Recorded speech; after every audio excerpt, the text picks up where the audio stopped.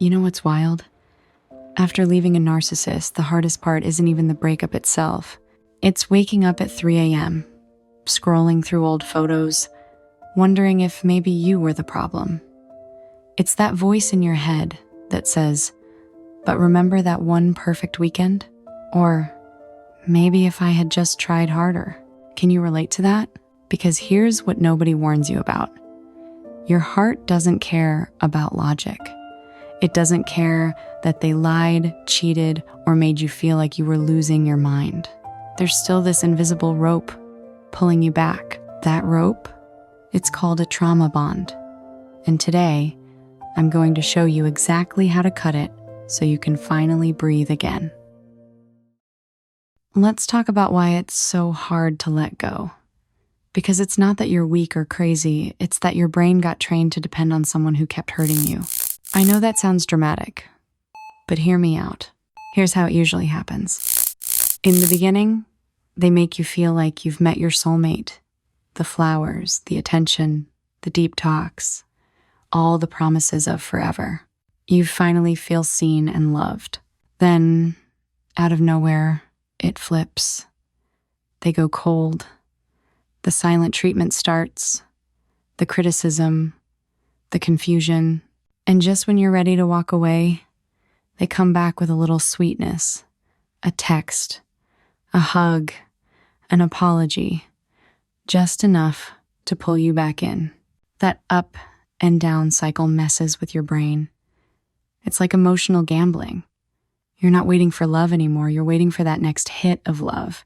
And those tiny moments of kindness, after all the pain, they feel so good that your brain starts craving them.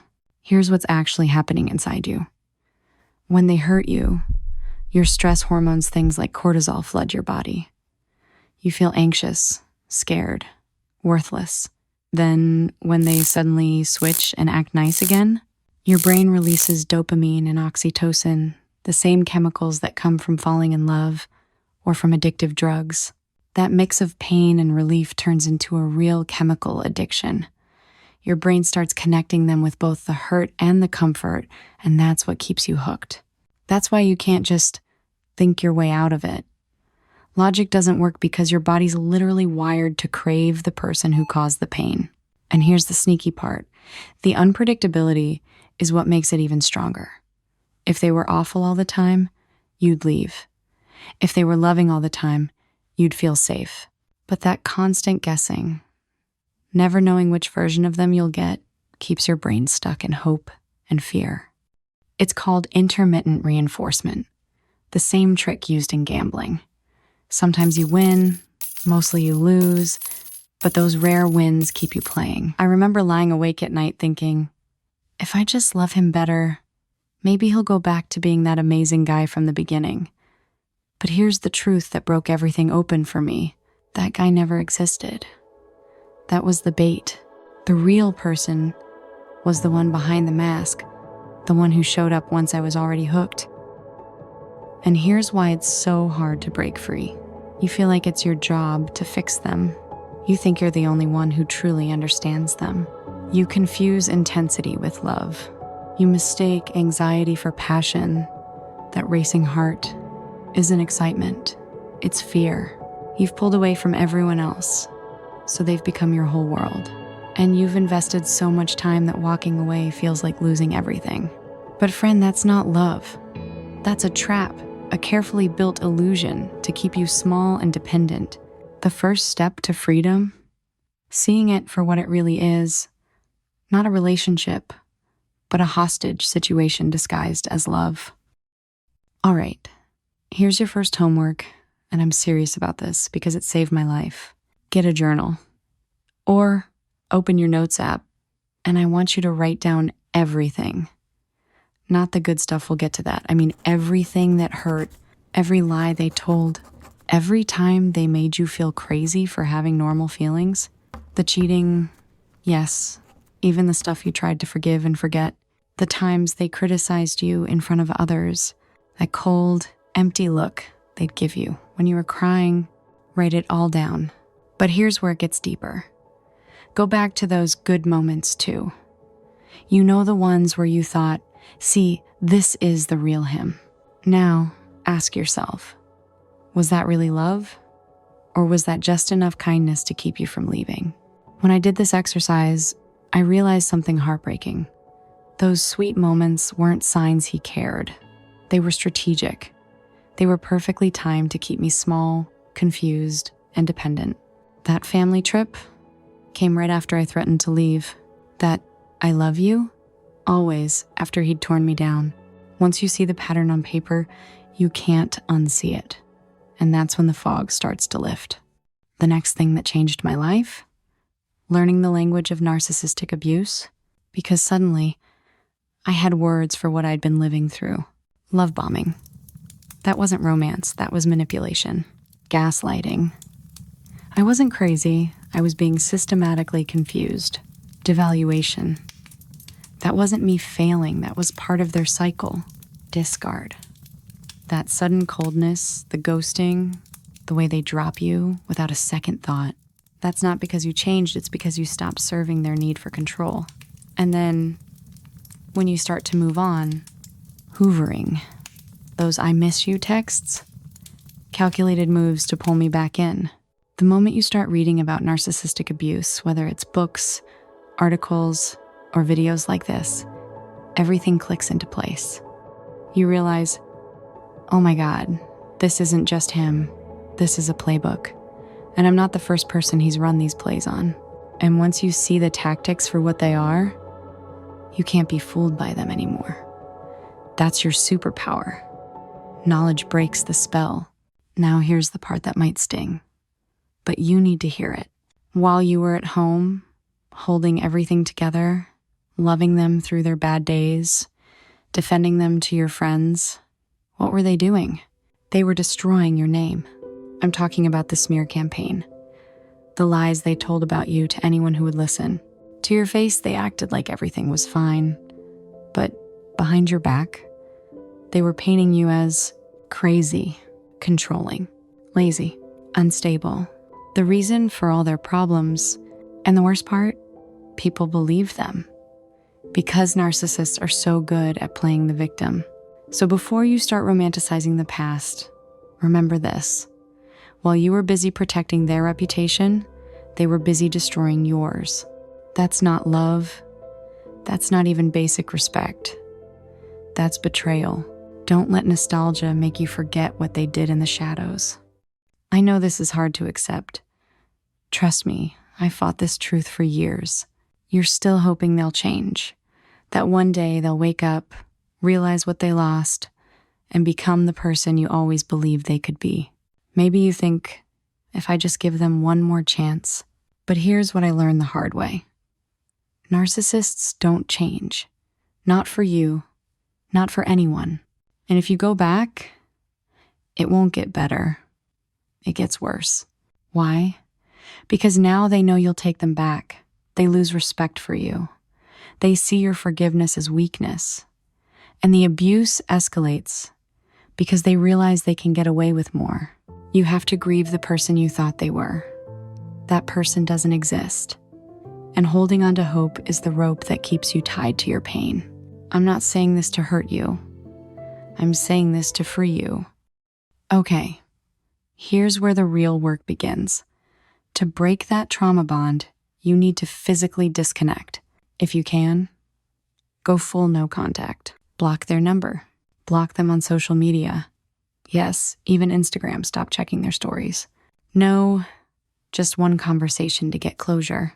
Every time you give them access, you reopen the wound. Silence is your superpower. If you share kids, I get it. No contact isn't always realistic. That's where gray rock saves you. Gray rock means becoming the most boring person they've ever met. No emotion, no reaction, no drama. When they text you trying to bait you into a fight, you don't defend yourself, explain, or give them anything emotional to work with. So, what does gray rock actually look like in real life? Let me give you some examples. Let's say they text you trying to start a fight. You never cared about this family. Instead of defending yourself, explaining, or getting emotional, you simply respond, "Pickup is at 5. Or they try to guilt trip you. I can't believe you're being so cold to me. You don't take the bait. You just say, please confirm if you're taking them this weekend. See what I'm doing? I'm not ignoring them completely. That could cause problems with co-parenting, but I'm also not giving them anything emotional to work with. No explanations, no justifications, no defending myself, just the facts they need to know about the kids. That's it. It takes practice, because your first instinct is to defend yourself or prove you're not the person they're painting you to be. But remember, you're not trying to win an argument. You're protecting your peace. And every time you respond like a gray rock, boring, factual, emotionless, you take away their power to manipulate you. Keep it business. Keep it boring. The less emotion you give, the less control they have. It feels weird at first, like you're being rude. But trust me, this is self-protection, not cruelty. Here's something I wish someone had told me sooner. You need to build your independence, especially financially. For years, I was a stay-at-home mom, going to school, raising our kids. I thought that was what partnership looked like. I thought he valued what I was doing. Then I found out the truth. Behind my back, he was telling his friends I was a burden, a leech, that I was using him. All those years of sacrifice, keeping the house running, raising his children, supporting his career, meant nothing to him. Worse, he weaponized it. That's when I realized, when you depend on a narcissist, they don't see it as partnership, they see it as leverage. And that's exactly what happened to me. There were so many times I wanted to leave. Times when I knew I deserved better. But I didn't have money. I was still in school. I was completely dependent on him. I thought he was being supportive, helping me get through school, letting me focus on the kids. But looking back, I realized that dependence was exactly what kept me trapped. And I stayed way longer than I should have because of it. Here's the thing. Financial dependence keeps you trapped, even when you know you need to leave, even when you know you deserve better. That voice in your head says, but how will I survive? How will I pay rent? How will I take care of my kids? That fear is exactly what they count on.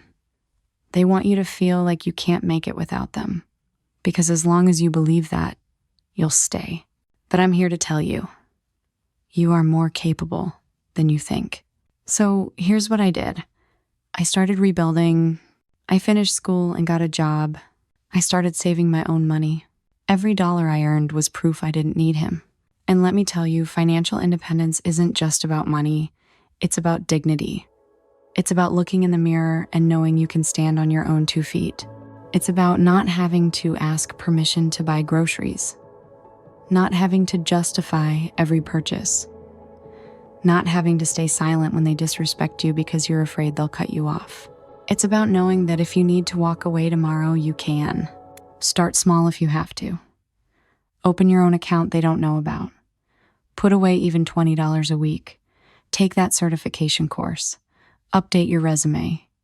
Apply for jobs. Build your credit. Every step you take toward financial freedom is a step toward actual freedom. Because here's the truth. The moment you realize you don't need them anymore, that's the moment you start to remember who you really are. That feeling, it's priceless. Here's the beautiful part. All that energy you were wasting trying to fix them, you get to reclaim it. Think about how much time you spent trying to make them happy, walking on eggshells, analyzing their moods, explaining yourself over and over. Now imagine taking all of that energy and pouring it into you. What would that look like? For me, it meant going back to the gym. Not to look a certain way, but because I needed to feel strong again, to reconnect with my body and remember what it felt like to do something just for me. It meant reconnecting with friends I'd lost touch with, people who actually valued me, who didn't make me feel like I had to earn their love. I forgot how good it felt to laugh without anxiety, to be myself without fear of judgment. I picked up hobbies I'd abandoned, things I used to love before I lost myself trying to be what he wanted. And slowly, I started to remember who I was before him. Most importantly, I actually started enjoying time with my kids without that constant weight of anxiety, without worrying about his mood when we got home, without feeling like I had to defend every parenting choice, just being present with them. Fill your life so full of good things that there's no room for them anymore. Rediscover what brings you joy. Try new things. Say yes to invitations. Spend time in nature. Create something. Move your body. Nourish yourself with good food and good people. Because here's the truth. Being alone and peaceful feels a million times better than being with someone who makes you feel alone anyway. Breaking the trauma bond is just the beginning. What comes next, that's the real work. Healing. And I'm not gonna lie to you, healing isn't a straight line. Some days you'll feel strong, like you finally moved on. Other days you'll cry in the car because a song comes on or see something that reminds you of them and suddenly all those feelings rush back. Both are okay. Both are part of the process. Healing doesn't mean you never have bad days. It means you're learning to move through them instead of getting stuck in them. For me, healing looked like really understanding what happened to me. I read books, watched videos, joined survivor groups, anything that helped me see the patterns and realize I wasn't crazy. Knowledge became my armor. It also meant rebuilding my confidence, one small step at a time. Learning to trust my own feelings again after years of being told I was too sensitive, too dramatic, remembering things wrong. I had to give myself permission to trust my gut again. It meant surrounding myself with people who valued me, people who were consistent, safe, kind, the kind of people who celebrated my wins instead of competing with me, who made me feel calm instead of anxious. That's how I learned what healthy love actually looks like. But the most important part, I had to rediscover who I was before him. The woman with opinions, with dreams, with boundaries that didn't make her feel guilty. The one who laughed freely, who took up space unapologetically, who knew her worth. She was still there, just buried under years of being told she was too much or not enough. Healing is about finding her again, finding you again. And I promise you, she's still in there, waiting for you to remember how strong you are, how worthy you are, how deserving of real, peaceful, unconditional love you've always been. One day, you'll look back at this pain and realize you're not surviving anymore. You're thriving. Listen, I know this journey feels impossible right now, but healing starts the moment you stop waiting for them to change and start choosing yourself. Your freedom doesn't depend on them finally seeing your worth. It depends on you remembering it. Go no contact if you can. Gray rock if you must. And keep putting one foot in front of the other. Because on the other side of this pain, there's a version of you who's lighter, stronger, and free. And she's waiting for you. Now I want to hear from you. What's one thing you wish someone had told you during your healing journey? Drop it in the comments. Let's support each other through this. Thank you for being here and listening. Until next time, take care of yourself. You deserve it.